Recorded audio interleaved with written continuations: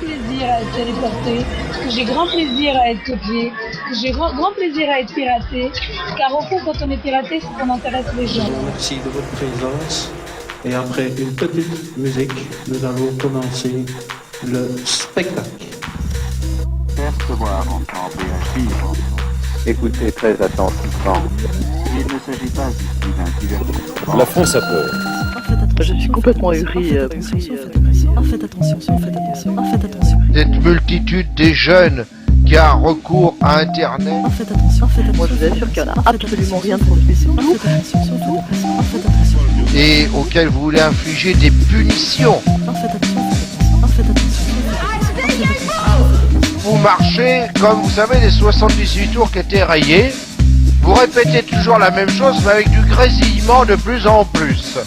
Mon mail a en effet été envoyé par un responsable web de TF1 dans le cul à Madame Françoise de Benefieux. C'est l'occasion pour vous aussi de nous dire ce que vous en pensez. Absolument rien de disparaître. Et elle l'a envoyé au ministère pour avoir des éléments techniques de réponse. Ce qui se fait couramment.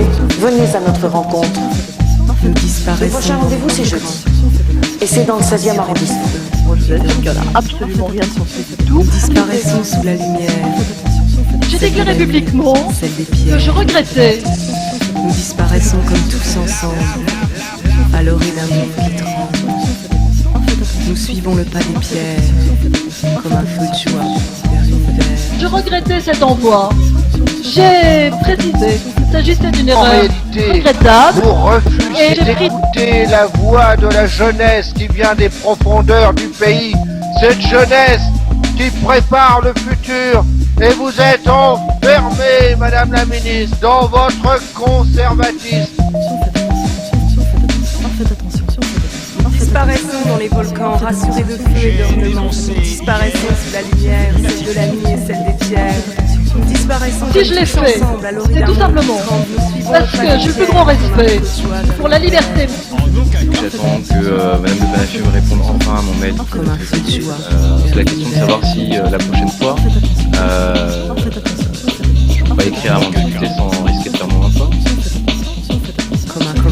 Je suis un peu au courant. Écoutez, renseignement pris, il s'avère un effet qu'un mail avait été adressé à Françoise de Benefieux, Dans le cul, qui donc l'avait adressé au ministère pour avoir des éléments techniques dans le cul. Comme un feu de joie. qui lui ont été qui lui ont été en effet donnés.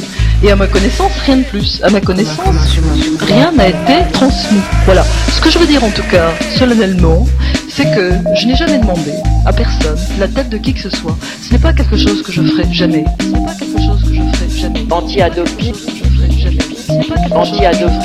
Faites attention quand même. C'est quoi le pire-to-pire? Je ne sais pas ce que c'est.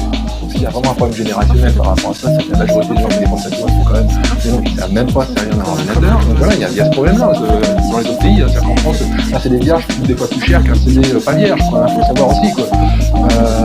Et en plus, ils ont déjà cet argent, ils ont déjà tous peur, quoi. Et maintenant, ils veulent taxer en plus les individus. Non seulement ils ont des licences globales, partout dans le système, ils veulent taxer en plus les individus. La pauvreté, le regard, le point de vue des gens sur un problème. Voilà, et ça signifie qu'ils voient leur petit précaré avec une vision, tu vois, super proche. Quand tu vas en boîte de nuit, que tu écoutes des musiques, que tu les paies pas à l'unité, quoi, tu paies un ticket d'entrée au départ. Quand tu vas dans un concert, c'est pareil, tu paies ton ticket d'entrée au départ, tu paies pas à la chanson.